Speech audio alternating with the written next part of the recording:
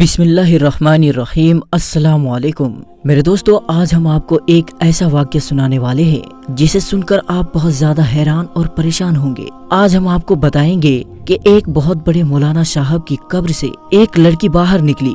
मेरे दोस्तों, ये भला कैसे मुमकिन है और ऐसा कैसे हो सकता है? मौलाना की कब्र से लड़की क्यों निकली, इसके बारे में बात करेंगे। आप तमाम लोगों से एक छोटी सी गुजारिश है कि आप इस वीडियो को आखिर तक जरूर देखें, लाइक भी करें और अपने दोस्तों के साथ शेयर करना ना भूलें। तो आइए शुरू करते हैं आज की ये वीडियो। प्यारे दोस्तों, वाकया कुछ इस तरह से है कि मक्का मुकर्रमा में एक मर्तबा एक आलिम दीन का इंतकाल हो गया। उन्हें मुसलमानों के एक कब्रिस्तान में दफन कर दिया गया। उनकी मौत के कुछ सालों के बाद एक और शख्स का इंतकाल हुआ। अब क्योंकि अरब का दस्तूर है कि जब कोई कब्र पुरानी हो जाए तो उस कब्र में पुराने मुर्दे की जगह एक नए मुर्दे को दफन कर देते हैं और इस तरह कई मुर्दे एक कब्र में दफन किए जाते हैं। लिहाजा उस शख्स को दफन करने के लिए जब मौलाना साहब की कब्र को खोला गया ताकि नए मुर्दे को उस कब्र में दफन किया जाए, तो कब्र खोलते ही एक अजीबोगरीब मंजर सामने आ गया था। उस कब्र में आलिम साहब की लाश की बजाय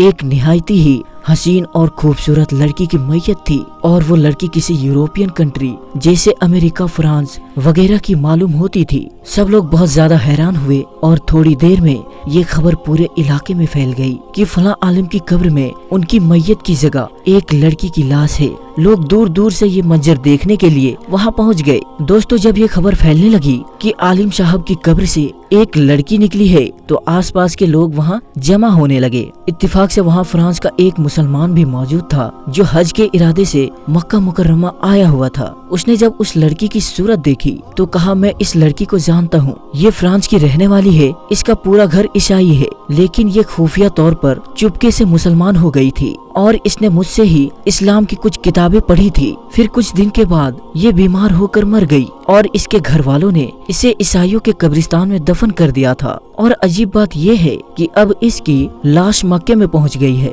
लोगों ने कहा कि इस लड़की की मैयत यहाँ होने की वजह ये हो सकती है कि ये नेक और मुसलमान थी, लेकिन फिर आलिम साहब की मैयत कहाँ गई, उनकी लाश कहाँ है, उनकी लाश का क्या हुआ? किसी ने कहा कि हो सकता है कि उनकी लाश उस लड़की की कब्र में चली गई हो। तो वो जो फ्रांस का मुसलमान था उसने कहा कि मैं कुछ दिनों में हज से फारिग होकर अपने मुल्क जा रहा हूँ, मैं उस लड़की के घर वालों से मिलकर उसकी कब्र खोल कर देखूंगा कि आखिर क्या मामला है, यानी उस लड़की की कब्र को खोल कर देखूंगा कि क्या माजरा है। लोगों ने कहा ठीक है और उन लोगों ने एक आदमी को उसके साथ भेज दिया। उस आदमी ने अपने मुल्क जाकर लड़की के घर वालों से सारा वाकया बयान कर दिया। तो लड़की के घर वाले ये सुनकर बहुत ज्यादा हैरान हुए। चुनांचे हकीकत को जानने के लिए उन्होंने लड़की की कब्र को खोली तो लड़की की ताबूत में उस आलिम साहब की मैयत थी जो मक्के में दफन किए गए थे। वो लोग बहुत हैरान और परेशान हुए कि आखिर ये क्या माजरा है। जब ये खबर मक्का मुकर्रमा पहुंची कि उन आलिम साहब की लाश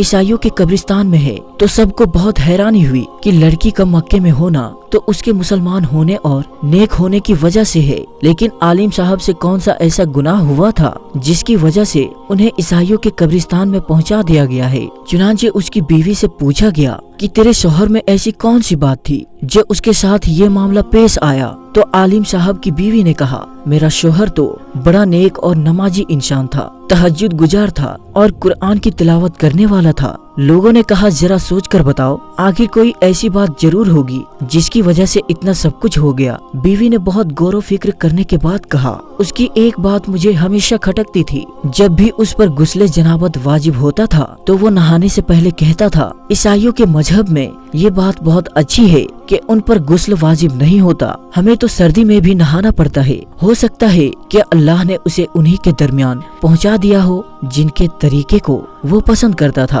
और इस्लामी तरीका उसे ठीक नहीं लगता था। दोस्तों, हो सकता है कि लोग इस वाक्य से इत्तेफाक ना करे, लेकिन हम सब के प्यारे आका हजरत मोहम्मद मुस्तफ़ा सल्लल्लाहु ताला अलैहि वसल्लम की इस हदीस मुबारक से कौन इनकार करेगा। आप सल्लल्लाहु ताला अलैहि वसल्लम फरमाते हैं, जो शख्स जिस कौम की मुशाबियत करेगा, जिससे मोहब्बत करेगा, वो उन्हीं में से होगा। लिहाजा मेरे अजीज दोस्तों, हमें चाहिए कि कुछ भी बोलने से पहले अपने अल्फाज पर मुकम्मल कंट्रोल करे। मौलाए कायनात मौला अली करमल्ला वजह करीम फरमाते हैं, बोलने से पहले अल्फाज इंसान के गुलाम होते हैं, लेकिन बोलने के बाद इंसान अपने अल्फाज का गुलाम बन जाता है। एक और मकाम पर हजरत अली करमल्ला वजह करीम फरमाते हैं, मुंह एक दुकान है और जबान उसका ताला। जब जबान खुलती है तो मालूम होता है कि दुकान लोहे की है या सोने की। दोस्तों, हो सकता है हमारा गैर जिम्मेदाराना तरीके से बोला हुआ एक लफ्ज हमें कहां से कहां पहुंचा दे। लिहाजा हमें और आपको